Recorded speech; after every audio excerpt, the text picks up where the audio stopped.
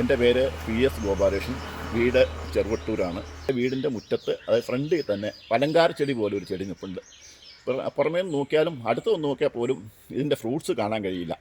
ചപ്പ അലങ്കാര ചെടിയാണെന്ന് എല്ലാം വിചാരിക്കുക.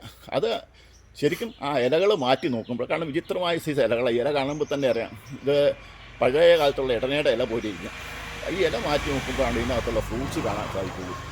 ഇത് 9 കൊല്ലം മുമ്പാണ് ഇത് വച്ചത്. പക്ഷേ 5-8 കൊല്ലമായി കായ്ക്കാത്തതുകൊണ്ട് വെട്ടിക്കളയാനുള്ള പരിപാടി ഇട്ടതാണ്. പിന്നെ ഒരു കൊല്ലം നോക്കാമെന്ന് വിചാരിച്ചു. ഇപ്പോൾ ഈ കൊല്ലമുണ്ട്. അത് ചിലപ്പോൾ വെട്ടിക്കളയാനുള്ള ആ പേടി കൊണ്ടായിരിക്കും ഈ കൊല്ലം പൂത്തു. ഒരു 4 മാസം മുമ്പ് പൂത്തു. അത് കഴിഞ്ഞ് ചെറുതായിട്ട് പിരിഞ്ഞു കഴിഞ്ഞ് ഇപ്പോഴത്തേക്കും ഈ കണ്ടീഷനിൽ ഇതുപോലുള്ള ചെറിയ ചെറിയ കുരു ആണ് ഉണ്ടായിക്കൊണ്ടിരിക്കുന്നത്. പച്ചയാണ് അതിൻ്റെ നിറം. അന്നേരം നമുക്ക് ഇതിൻ്റെ വലിപ്പമൊന്നും തോന്നില്ല. ഇഷ്ടംപോലെ ഇപ്പോൾ രണ്ടാമതുണ്ടായതാണിത്.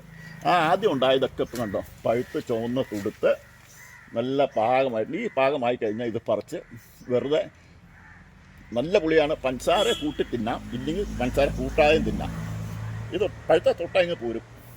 അതുപോലെ തന്നെ കറികളിലെ ഫിഷ് കറിയൊക്കെ ഇത് ഇട്ട് വെച്ച് കഴിഞ്ഞാൽ, പഴുത്ത ഇട്ട് വെച്ച് കഴിഞ്ഞാൽ അന്യായ ടേസ്റ്റാണ്. കൊണ്ട് ആൾക്കാർ ഇഷ്ടംപോലെ ഉപയോഗിച്ചവർ പറഞ്ഞു. അല്ലാതെ തിന്നുകയും ചെയ്യാം. അതുപോലെ തന്നെ വെജിറ്റേറിയൻസൊക്കെ ആണെങ്കിൽ പുളി ചേർത്തുണ്ടാക്കുന്ന എല്ലാ ആഹാരങ്ങളും, അവിയൽ, അതുപോലെ തന്നെ രസം, എന്താ പുളി ചേർത്ത് എല്ലാം.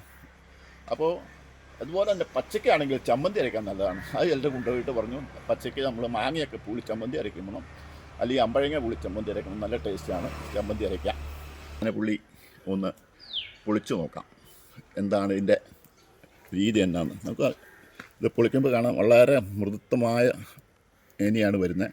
തൊലിക്കാണെങ്കിൽ വളരെ കട്ടി കുറവാണ്.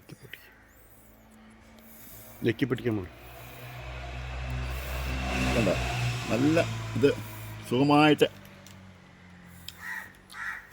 നല്ല ടേസ്റ്റോടു കൂടി കഴിക്കാം.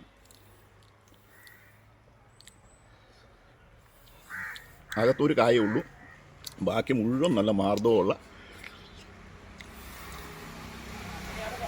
ഒരു പ്രാവശ്യം കഴിച്ചാൽ പിന്നെയും കഴിക്കും ഇത്.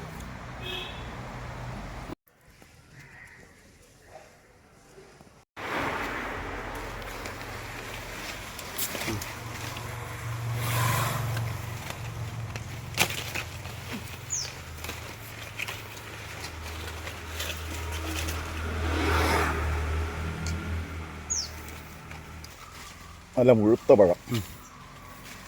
ഓ